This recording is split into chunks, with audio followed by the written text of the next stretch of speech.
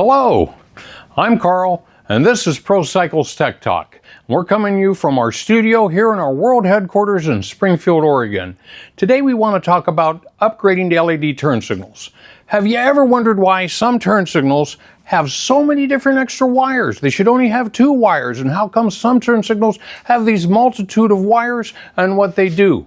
Well, we're going to tell you all about that. We're going to tell you the importance of having multifunction turn signals. We're going to use, for a fine example, our mighty TW200. Here's our shop bike. I've kind of hooked up a couple turn signals to give you a good idea of what these do, and then we're going to talk about later how to hook them up to make sure these perform correctly on your motorcycle. So let's take a look at this, and the first thing we're going to do is we're going to talk about the front turn signals on our TW. We've got the Cyclops multifunction turn signal for the front, and it has the daytime running light feature, as you can see. And that's bright and that's nice, and we'll get a pair of these on both sides, and for oncoming traffic, that's certainly helpful to make sure you're visible.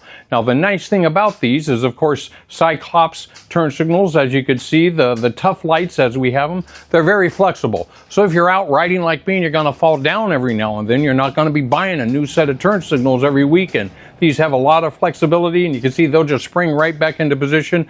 A really bright turn signal, a very heavy duty turn signal, top quality all the way around. So let's take a look at the turn signal function on it. When we select our turn signal, of course, that's going to blink, and it's going to be nice and bright. That's going to get the attention of the oncoming traffic, let you know you've made a decision to go to the one direction. So we've got that function working for you. Let's take a look. When we turn the turn signal off, it goes blank for a moment, and then the daytime running light feature comes back on. So that's a nice feature to have on the front. We're going to take a pause, and we're going to take a look at how the rear functions for you. All right, now we're at the back of the mighty TW200 and talking about multifunction LED turn signals. As you can see, we've got a set of the Pro Cycle turn signals on here, and they're also very flexible, which is a nice feature to have. Like I said, you ride like me, you fall down. I don't want to be buying turn signals every weekend. So this is a nice function as well. It also has in it the turn signal function, and you can see it's got a nice blink. It's got a little bit of the sequential action there, so it's pretty nice upgrade. But it also has a brake light function feature on it, so when you step on the brakes or use your handbrake, everything's going to get brighter. That's a great multi-function turn signal to have on the back, your TW, your Suzuki, whatever you want. This is an excellent hookup that should be a must for all motorcycles. Let's take a look at some finer details of how this operates. Now we're going to take a look at these multifunction LEDs and all the multiple wires and the smart way to hook them up. Couple functions you want to know is again, we got the tough light. That's the real flexible stock. You could see that as long as with our other lights we have real flexible stocks, a must.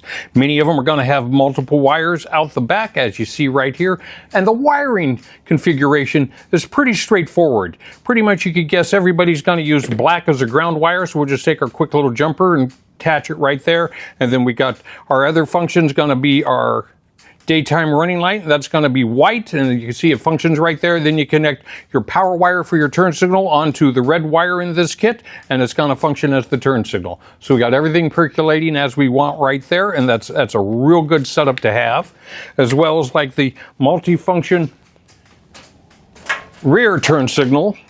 Again, we're going to take a look at all the wires. Everything is pretty self-explanatory, pretty straightforward as you would expect. We're going to have the black wire for the ground, and then we're going to have the gray wire for the actual running light. And then, of course, the turn signal is going to be on the yellow wire right there. Pretty straightforward to hook that up like that. And then the brake light function is going to be the red wire. Again, everything kind of makes sense, real easy to do.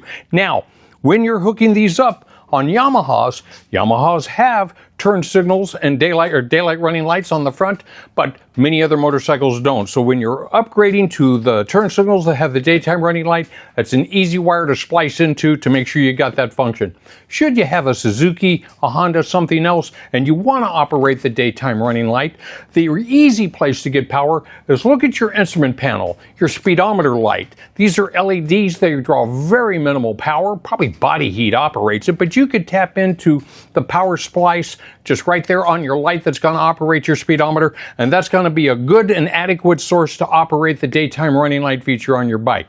Should you have like a digital dash or something that doesn't have an actual light for it, at that point you'll want to tap into the back of the motorcycle with your tail light and run a wire up front to your daytime running lights. A little extra effort, but it's absolutely worth it for the great feature of having daytime running lights.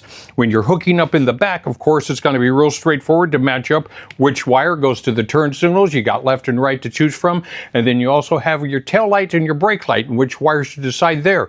Usually, with your brake light switch, you're going to have a colored wire there that's going to match up to the same colored wire on your tail light for the brake light function, as well as you'll have a ground wire that's going to be the same color wire as your turn signals as well. And then to hook up the actual tail light function, it's going to be the one wire that's left in the back. You just kind of saddle splice that in. Everything's going to operate correctly, and you'll have lots of lights and visibility in front of you and behind you, upgrading to multifunction turn signals.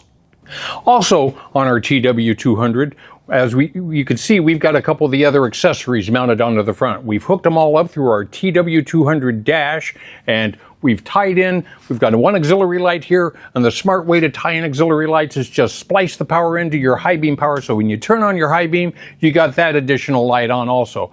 But on our TW dash, we also have these lights operating with one of the switches. We just turn it on, and we got some auxiliary driving lights we've got pointed out. They really do a good job, as well as we've got our ProCycle tank light on there. We've got all this hooked up on the TW200 dash, a really nice option to have if you're going to run accessories on your TW.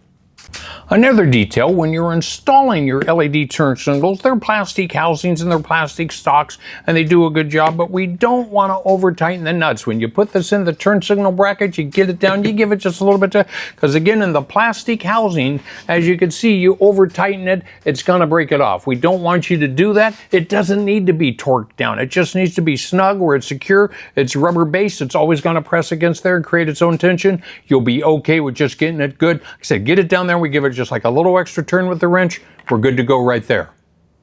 Now, the last detail we want to talk about, now that we've understood all the LED turn signals we're going to have, chances are if you're going from conventional bulbs to LED bulbs, we're going to need an LED flasher to make sure everything operates correctly. If you want to check and make sure we get an LED flasher added to your list of parts so the flashers don't strobe and they don't bleed through, and also you're going to need one of the diode kits for the instrument panel to make sure the instrument panel operates correctly with your new LED turn signals. We have the plug and play functions. We also have a couple others where you could wire them in yourself.